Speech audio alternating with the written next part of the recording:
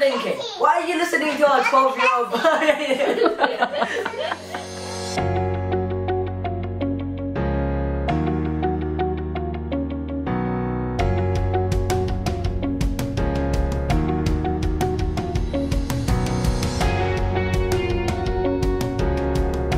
What's up guys, welcome to another video.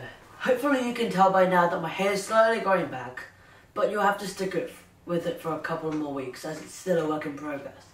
As you can tell by now, the book we're going to be reviewing today is Harry Potter and the Prisoner of Azkaban. This is the third book of the series and is one of the most complex books in the Harry Potter series. You see, in the first two books, the plot was laid out to you and all the information was fed to you, like feeding a baby.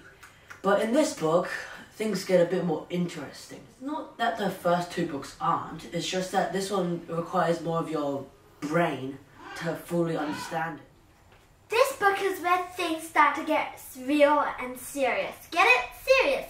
Anyways, reading the book, you can tell there's a lot more effort was put into this, as there is so much that you have to think about whilst reading the book.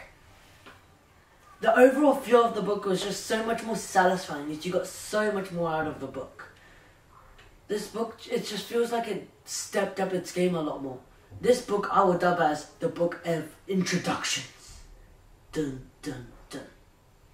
I'm sorry, that was really bad. Anyways, the book is very complex. It's got complex ideas, complex people to make a very complex story.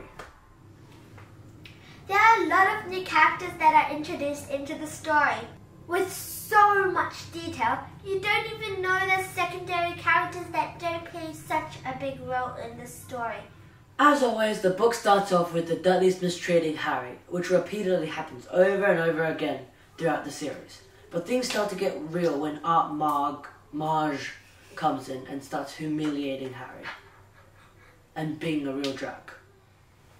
She even starts ranting about how horrible Harry's parents are and continues to express the fact that she thinks that Harry needs to be beaten more often than he already is.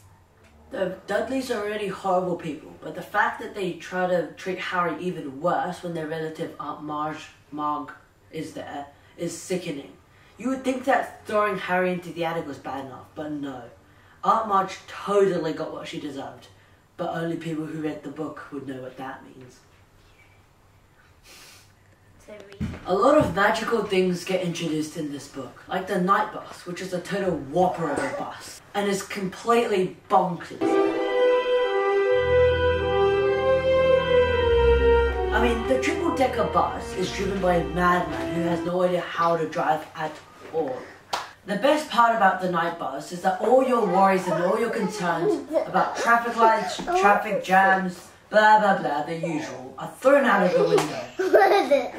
Literally, everything that is in the night bus's way just leaps out of its way immediately to avoid getting pummeled by a bus going 200 kilometers an hour. Traffic jam? What traffic jam? A very interesting thing occurred on the Hogwarts Express. This Dementor came up and basically they have sucking powers, and then people feel like they'll never ever be happy again. Because they suck out your soul. Yay! Aww. These creatures are not allowed to harm anyone the Ministry allows them to. That night at Hogwarts Express, a single Dementor gets out of the way to linger around Harry for a bit longer attempts to suck out his soul. But in the end, Harry is saved by Lupin! Lupin is one of the most popular characters in the Harry Potter series because people just love the way he does everything, and he completely took Harry under his wing because of his friendship with James. One thing that stood out to me is the fact that Lupin doesn't have much new clothes. Most of his clothes are old and tattered and saggy. But that leads to his unfortunate past.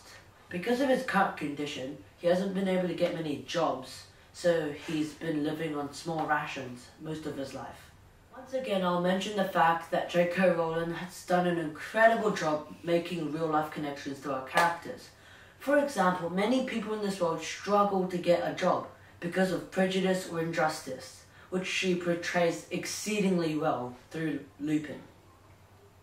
My turn. Snape and Lupin have a very complicated relationship. It all goes back to when they were both small boys. Sirius became the mischievous boy. He sent Snape to the tree where Lupin was hiding as Lupin was transforming into a werewolf. Oh! Anyways, in the hopes that Lupin would kill Snape, as he has no control over what he was doing, and Snape kept that grudge for several decades. Anyways, the focus on the book introduces Sirius into Harry's life and grant him the position of being Harry's godfather.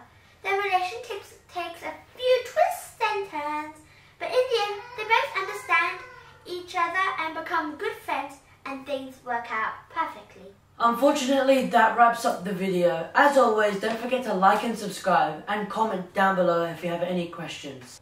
Thanks for watching, and I'll see you on the next one. Peace.